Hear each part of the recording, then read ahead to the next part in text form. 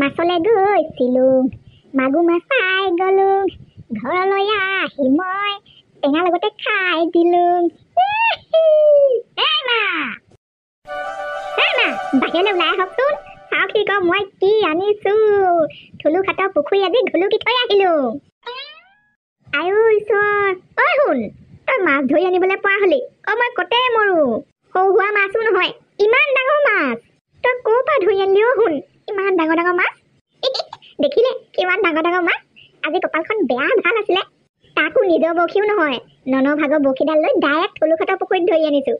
দে মোকে দে পাই, ইমান কষ্ট কৰি এইখন ধৰি অনাই জুইছে, তাকো ইমান দূৰ বাট দাঙিলৈ আনিছ। এতিয়া তই আকৌ একেটা নি মোক একেবাৰে পাকঘৰত পেলাই দিবগে নালাগে, এইখন মই লৈ যাওঁ দে। ঔটেঙাৰ লগত বনাব লাগিব কিন্তু।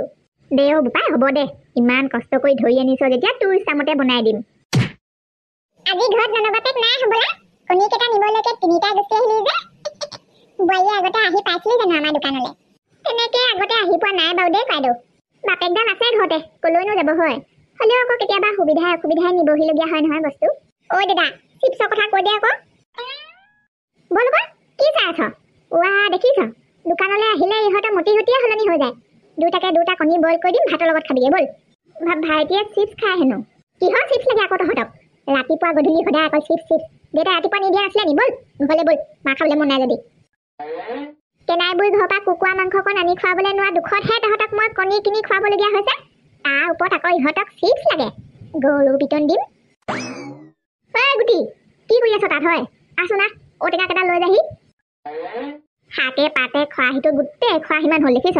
ঔটেঙা কেইটা তুলিবলৈকে চল নোপোৱা হৈ থাকিলো। যাচোন যা, দুখন হাতত দুটা লৈ আনগে। টেঙা জোল সৰহকে বনাব আকৌ, ননহঁতৰ মাকহঁতে ভাত খাবলৈ আহিব নহয়, চবকে মাতি থৈ আহিছো। কি বন্ধুনীহেঁত ভাত খাবলৈ আহিব? ইমান বিপদৰ দিনত মোক মাত এষাৰ লগাবলৈ নাহিলে।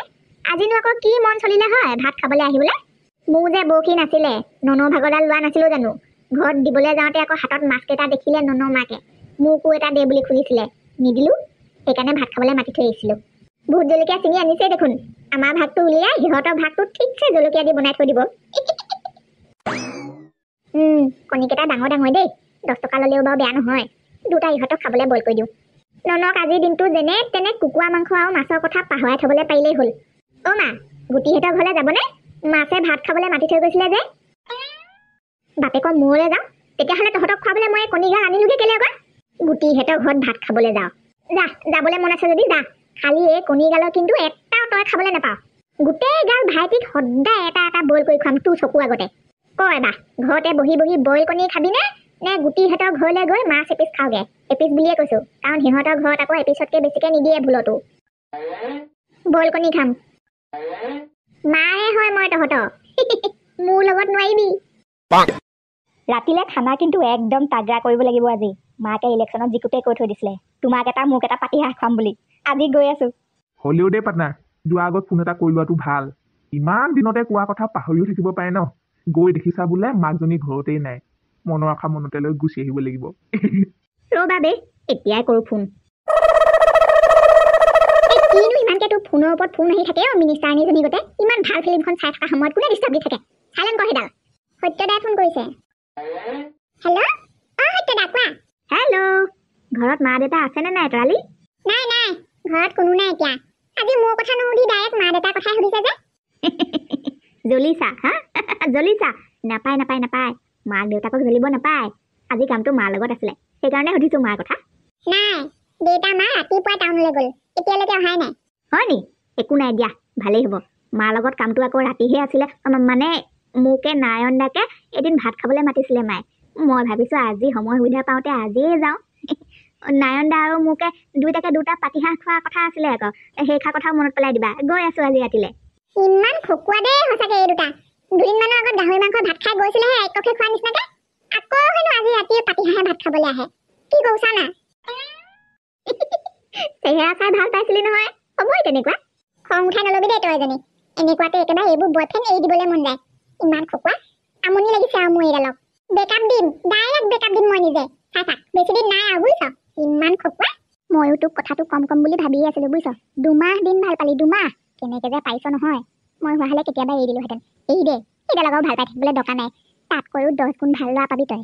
তই নোৱাৰ যদি ক, ময়ে বুদ্ধি লগা বেকআপ দিয়াই দিম সেইডালক সেইবোৰ বাৰু হ'ব লাহে ধীৰে কিন্তু আজি ৰাতিলে ভাত খোৱাটো কেনেকে কেনচেল কৰো সেইটো ক ভাবি চাইছো ৰ বুদ্ধি এটা পাইছো লগা আকৌ ফোন লগাচোন তই তোকো মানিছো দেই গোটেইজনী গভাই প্ৰেমিকা ইমান খকুৱাটো নাম্বাৰনো চুইটি বুলি ছেভ কৰে নে খকুৱা বুলি কয় খকুৱা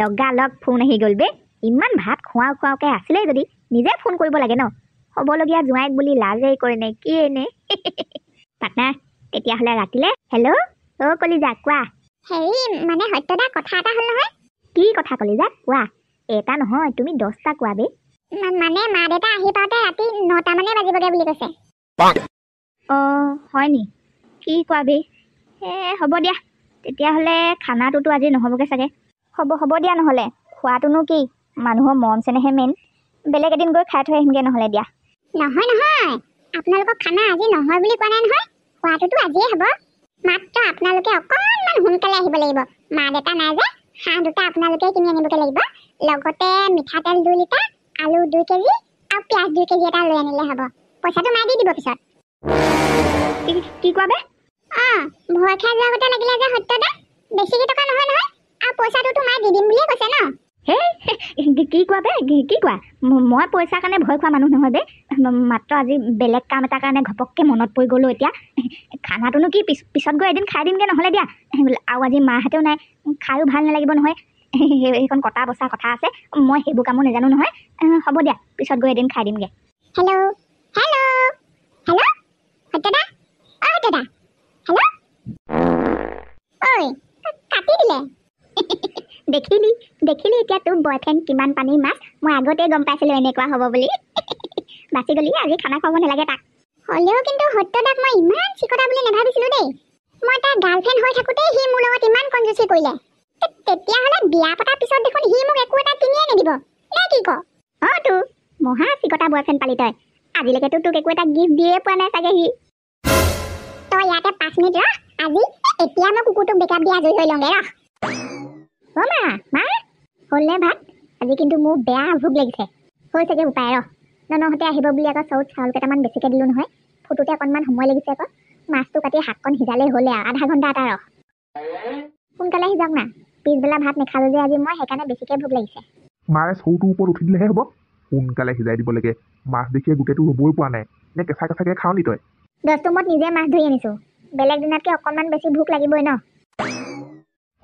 শুনিলা পুতীয়া কথা বাপেকৰ মুখত ধৰি কথা ক'বলৈ পোৱা হ'ল 2টা মাছ ধৰি আনিছে কি নাই পিছত এইটোহেঁতে চাকৰি পাব লাগিলে নোখোৱাই দেই নোখোৱাই তাই নিচিনা ছোৱালী মই পাত্তা দিয়া লোৱা নহয় দেই এইবোৰ হৈছে মায়াবী বস্তু এইবোৰৰ কাৰণে টেনশ্যন লৈ লাভ নাই নে কি কোৱা বে টেনশ্যনটো বাৰু মই এনেও লোৱা নাই তুমিহে লৈ আছা আকৌ বহি লোৱাচোন পাটনা বহি লোৱা মোৰ লগত তোৱালিয়ে নাই বহি কি লাভ হ'ব বে সেইটো কোৱা বহিছোঁ বাৰু তোমাৰ ইচ্ছামতে কিন্তু পাটনাই এটা কথা কোৱাচোন সিহঁতৰ ঘৰলৈ মই পাতি হাঁহে ভাত খাবলৈ যাম বুলি ক'লোৱেই যেনিবা কিনো ভুল কামডাল কৰিলোঁ সেইটো কাৰণেনো মোক এৰি দিব লাগে নে বে আৰে মোক কি তাই ইমান ফাল্টু বুলি ভাবিছে নেকি দেই সত্য হয় মই সত্য আগতে মাত্ৰ মাহত 12 দিনমান ভাত খাইছিলোগৈহে কিনো ইমান ভুল কামডাল কৰিলোঁ আজি যাম বুলি কোৱাৰ লগে লগে যে এনেকুৱাখন কৰি পেলালে মইনো কি ক'ম পাটনা জীৱনত প্ৰথম দেখিছোঁ এনেকৈ ভাত খাবলৈ যোৱা দুখত এৰি দিয়া বাদ দিয়া সেইবোৰ বে এতিয়া কথা এটা ভাবিছোঁ পাটনা আকৌ কি কথা যি নাই আজি গুটিহঁতৰ ঘৰলৈকে পুনাই দিওঁ ব'লা ৰাতি ভাতকেইটা খোৱা সময় হৈছে এতিয়া কপালত থাকিলে ভাতকেইটামান খুৱাব নোখোৱালে গুচি আহিম দেই কাৰ কি আহে যায় এনেও তোৱালি মোৰ লগত নাই পাৰি বাৰু যাবলৈ এনেও খুৰীদেউক মেডিকেলৰ পৰা অনাৰ পিছত খবৰ এটা লোৱাগৈ নাই নহয় এইটো চলতে পুনাই দিবলৈ পাৰি কপাল ভাল হ'লে ৰাতি সাঁজটো তাতেই মিলিব ব'লা বন্ধুলে ফোন এটাকে কৰিছাই নেকি ভাত পানী হ'লেই দেখোন পুতেৰাই মাছ ধৰি আনিছে পুতেৰাই মাতি থৈ আহিছে মই মাজত নোসোমাওঁ মই ফোন কৰাত নাই দেই দিয়ক এবাৰ মোৰ ভাতটো খাই লওঁ কুকুৰে মানে একেবাৰে কাণ থিয় কৰি শুনি আছিলে বেখনৰ সিপাৰৰ পৰা মোৰ কিন্তু বন্ধুনীহেঁত আহিব যেন লগা নাই ল'ৰাহে মাতি থৈ আহিছে আমিতো মতা নাই ক'তনো আহিব এখা কথা তিনিওটাই খাই লওঁ নহ'লে ৰ'ব বাহুৱে মই ভাত ঔটেঙাই মাছে কি যে মজা হৈছে গুটি কোনোবা আহিছে ননহঁতে নি বাৰু নহয় আমিহে আইও চেছ এইকেইটাও কমটি কপাল ডাঙৰ নহয় দেই একেবাৰে ভাত খোৱা সময়তে ওলাইছেহি গুটি বাপেকে মনে মনে খঙে উঠিব দিয়া গুটি মাক কি চাই আছা যোৱা গোৱালত থকা চবতকে লুথুপি হাঁহজনী ধৰি আনা কি বিপদৰ বন্ধু তুমি মেডিকেলত থকা সময়ত ইহঁত দুটাই আছিলে মোৰ বিপদৰ বন্ধু অঁ তো যোৱা এই ৰাতি কাল ডেকা ল'ৰাকেইটাক টেঙা জোল কণে ভাত খুৱাই ভোক বহাই ল'ব নালাগে ইহঁতৰ পাতি হাঁহজনীকে ধৰি আনাগে যোৱা